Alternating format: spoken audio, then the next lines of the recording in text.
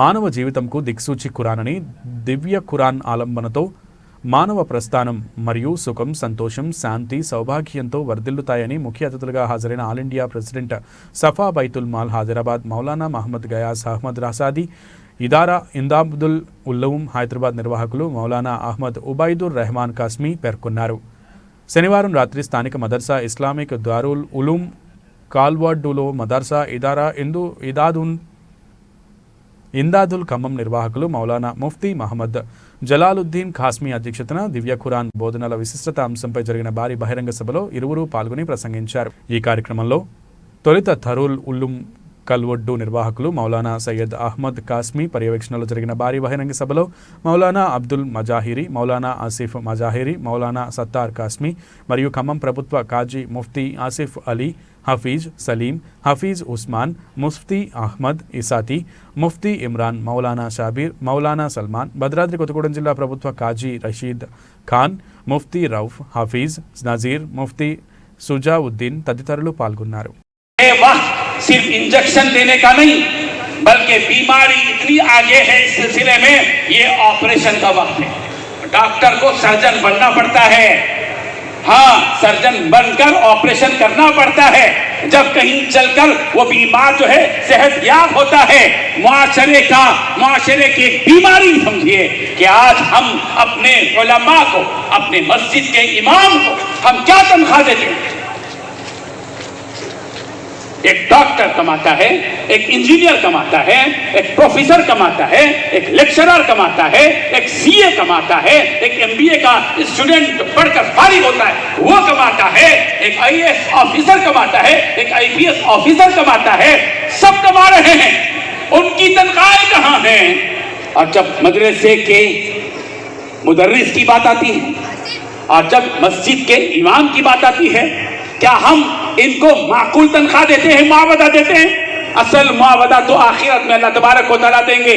लेकिन याद रखिए, अगर हमने इन मसाजिद के इमामों की तनख्वाह माकूल नहीं दी, कल क़यामत के दिन मस्जिद और मस्जिद के जिम्मेदारान अल्लाह के सामने पकड़े जाएंगे.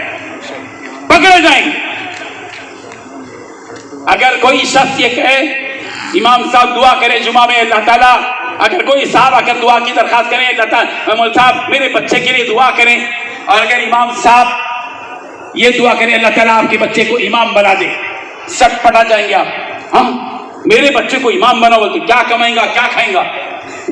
जब आप अपने बच्चे के बारे में ये नहीं चाहते कि वो ऐसे इमामत के मनसब पर बैठे जहां उसकी तनख्वाह कम हो और वो जिंदगी बसर करने में मजबूर हो, तो फिर बताइए क्या आप अकल वाला काम कर रहे हैं हम लोग से? अगर हम खुद अपने दीन के कायद को मजबूर और बेबस रखेंगे तो क्या अल्लाह तबारक व तआला कल क़यामत के दिन हमसे मुहासबा नहीं करेंगे? वो मक्कारों, वो शैतानों जो अपनी शादियों के अंदर इसराफ कर रहे हैं, उन शैतानों से मैं खिताब कर रहा हूं. तुम्हारी बच्चियों की शादियों में करोड़ों रुपए और लाखों रुपए खर्च करते हो, और तुम्हारे मस्जिद का जो इमाम और तुम्हारी मस्जिद का जो मुअज्जिन है, क्या तुम उसको वो तनख्वाह देते हो जिसके जरिए से वो एक औसत जिंदगी गुजार सके? राहत इंजॉय करना वो तो बात की बात है. वो घर की जरूरत पूरी कर सकता है, उसका सिलेंडर है, उसके बच्चे की तालीमी फीस है, उसकी बीवी के कपड़े हैं, उनकी शादी में, शादियों वगैरह में जाने के लिए अखराजात हैं, उनके घर का किराया है. क्या ये पूरी चीजें? अगर फर्ज करो बच्चे इसकी जगह यूं बोले कि कुरान पाक की तिलावत पे हर हर्फ पर 10-10 रुपये मिलते हैं, तो बच्चा ही बोले तिलावत कलाम पाक के 3 अहम फायदे और उसमें नंबर 3 पे सुनाए हर हर्फ पर 10-10 रुपये मिलते हैं. तो अगर बच्चा ये पढ़े तो फौरी हमारे कान खड़े हो जाएंगे. हम बोलेंगे अच्छा 10 रुपये, तो इसका मतलब है सूरह फातिहा पे 4-5 हज़ार रुपये मिल जाएंगे. फिर तो सूरह बकरा पढ़ो तो फिर 1-2 लाख रुपए मिल जाएंगे. तो रुपये पे कान खड़े हो गए. बच्चे ने पढ़ा 10-10 नेकियां मिलती हैं, तो हमारे कान खड़े नहीं हुए. बच्चे ने कहा 10-10 रुपये मिलते हैं, तो हमारे कान खड़े हो गए. क्यों? इसलिए कि हमको रुपया समझ में आया मगर नेकी समझ में नहीं आई. एक तमसील भी अर्ज करता हूँ कि एक आदमी अमेरिका से आया, बहुत से लोग हैदराबाद के, खम्मम के, अमेरिका, लंदन, कहाँ कहाँ चले गए। तो एक आदमी अमेरिका से कुछ दिनों के लिए वतन आया, खम्मम आया कि भाई एक आध महीना यहाँ रह के जाएंगे अपने आबाई वतन में।